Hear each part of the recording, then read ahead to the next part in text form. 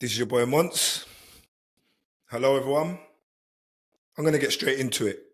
Man United were terrible tonight. Horrible. Disappointing. The second round of the Carabao Cup. The second round. Grimsby are 3 or 4 tiers below where we are. And they look like a top tier team. Right, before I get into this, make sure you click that subscribe button. Make sure you click that bell for notifications, and make sure you join the family, the ever-growing community of Armchair Pundit followers. We're on TikTok. That's at armchair.pundits on TikTok. We're on Instagram, Armchair Pundits Podcast. And also on YouTube, /at ACP Pod. But guys, honestly, what a horrible evening. It had highs for Grimsby. It had lows, mostly for Man United. We start the game arguably well for the first 5 minutes. Then the tides turned. Grimsby pick up the pace. Now, was I surprised by our starting lineup? No, not really. I thought as much as what I saw, which was we would probably start the guys that didn't really feature in the first 2 games. So our starting lineup was Onana, Fredrickson, Maguire, Heaven, Dalot, Dorgu, Ugarte, Manu, Ahmad, Cunha, and Seshko. Now everyone's thinking that's basically your first team. You're right. Minus Fredrickson, that's basically our first team. They should be able to turn Grimsby over without even breaking a sweat. Now I called 2-0, 3-0 half-time. That's what I called. Guys. Yeah? Let me tell you this. In the first 30 minutes, the amount of pressure United received, was unsurmountable. We were 2-0 down inside 30 minutes. 2-0 down to Grimsby. And we hadn't even had a proper shot on target. Grimsby were peppering our goal. Onana for the first goal, Fredrickson from the jump. Oh, mate, put it this way. Fredrickson receives the ball and he passes the ball into Ahmad. It's a bobbling ball, right? No need for him to do that because it was like a 10, 15-yard pass.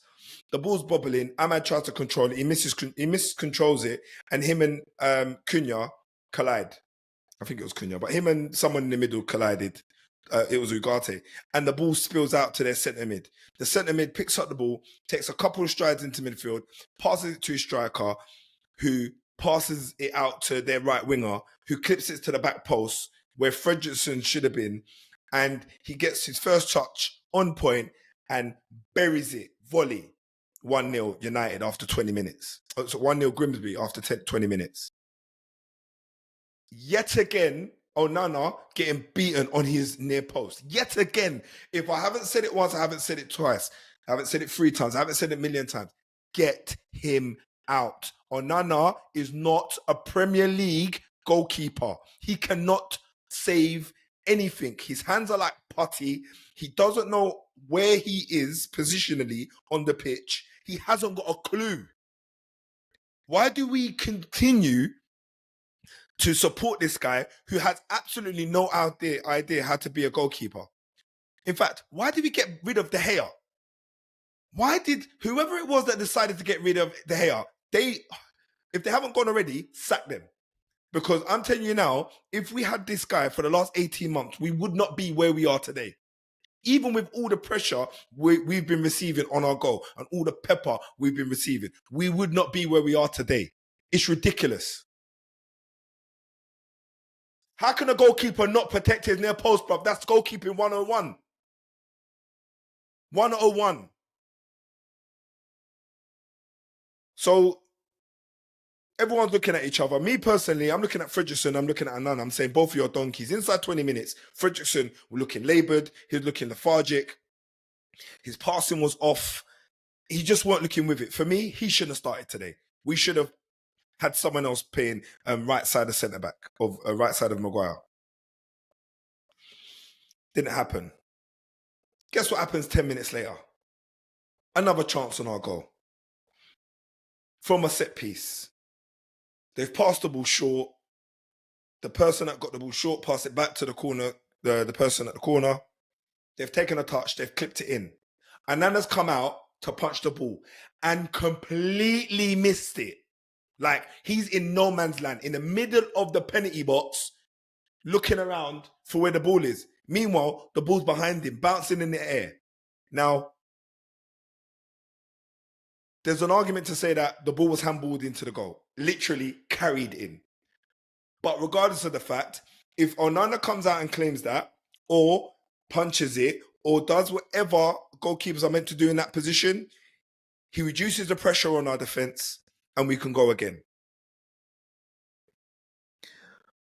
But all I'm saying is that, yet again, there's another example of why Onana should not be in the club in the next 10 days or by the time that the window closes. He shouldn't be there. Yeah? This Lamens guy that they're going for, brother, get him in. Get him in. I'll take a risk on anybody right now.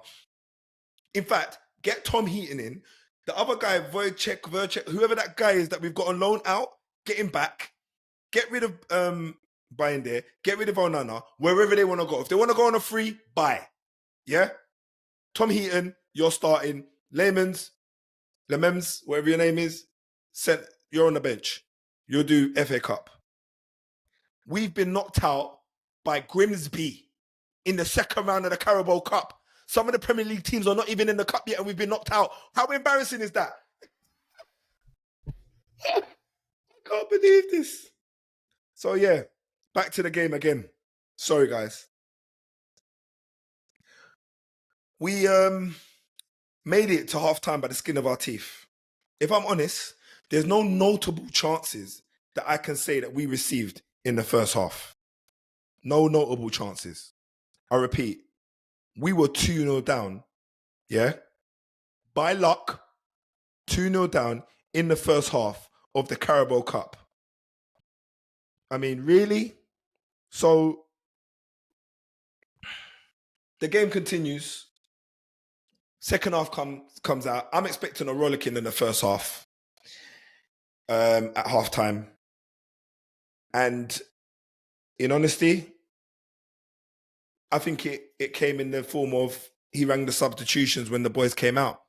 We made 3 subs. Fernandes came on. Imbomo came on. And who's the last one that came on? Delit. We took off Ugarte, Dorgu, and Fredrickson.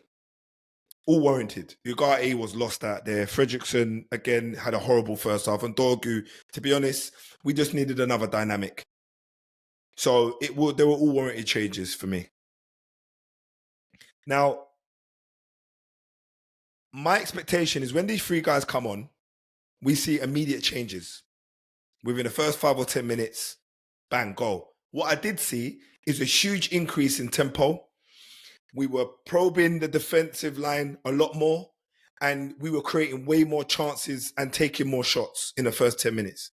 But no goals. Their keeper, for at least the first hour and a half, for at least the first hour was on point, to be fair. Grimsby still managed to create a few chances in that time. They still created a few 3-on-1 opportunities, which to me, they should have done a lot better. But fortunately for us, they didn't, because this could have got from bad to worse. I think, if I remember rightly, Grimsby could have been 3 or 4 up before we even scored 1 goal. Imagine that. Imagine that. It beggars belief, because I don't know how much time Amarim thinks he has. But for me, when you're 2-0 down to a fourth tier side and you've basically got your first team playing, you need to make some changes. And that just doesn't mean making changes to the squad. It means making changes to the formation. You need to stop being stubborn. You need to stop being rigid in the way of having a plan B when your idea is going left. You can't just think that bringing on centre backs and pumping the ball long is going to win you games in a desperation to try and get a goal last minute. You've got to have another plan. This guy has got no other plan, bro. He has got only one plan. That's to play 3-4-3, like it or lump it. That's what he's doing.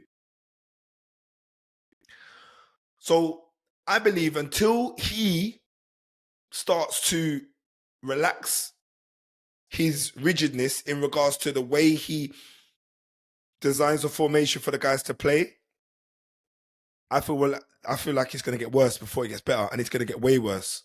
Like he said, the storm's coming. Brother, the storm is still here. There's no better times, my bro. The storm is still here. I'm just fed up of it, bro. It's this guy. It's embarrassing. It's embarrassing. Second round of Carabao Cup. I keep on saying it like I got flipping an issue. I bloody have.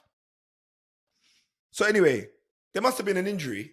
Imagine there's an injury break, right? There's an injury break. So the boys are running off to the sideline to grab some waters and take some coaching from the coach. This guy's got his board out and he's moving the magnetic pieces around at 2-0 down against Grimsby. Bro, that you shouldn't have to do that. They should know what they need to do. And if you're moving them things around on the board, they need to be designing a new formation. Not be telling them what to do in the formation that you've designed, bro. This is what you got training for. Not a break, an injury. Not injury breaks. You should be doing that at halftime or in the week when you got training. Not in the middle of the game when you're 2-0 down to Grimsby. How does that even make any sense? This guy, his legs must be real weak at the moment, because if it continues, I don't imagine he's going to be in a job for long. If he doesn't show some flexibility, I reckon they'll get rid of him, because they've backed him in the summer on the promise that they're going to start seeing some results when he gets the squad players that he needs. And he's not showing any form of evolution or improvement. None whatsoever. If you're hanging around for player ratings, I'm not doing them. We're at the cup. What's the point? We all played rubbish today. So what's the point? There was not one person that stood out for me, to be quite honest with you. Anyway, going back to the game quickly. So 75th minute, Mainu picks up the ball. He drives into midfield. He feeds the ball to Mainu, to Mbeumo. Mbeumo dribbles, takes on his man 1v1, cuts in, passes the ball past the keeper. We ring on changes. Mount comes on for Heaven and Xerxes comes on for Diallo. Now, to be fair, when Xerxes came on, he did look good. Although he did foul one of their players, but their player was pulling him like massively in front of the ref, and he pushed him after the ball had gone. So he got a yellow for that, but we still won the foul because there's no advantage after the Xerxes foul, after Xerxes got fouled. But from Xerxes came on, he looked very good. Hold up play. He looked strong in there and all of the good stuff. But that wasn't enough because he didn't get a shot off. He managed to link up play a little bit more better than Xerxes did for the time that he was on, and he played the entire game. And again, it was down to Maguire, 89th minute. He scores a header. Go figure. So to summarize, we finished it 2-2. Now, moving on very quickly, that means we're going to injury time. So yeah, I'm celebrating because I'm thinking, rah, okay, we're just going to bury them in injury time. We're going to bury them in the penalties and done.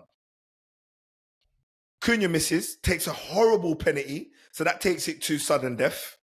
Yeah?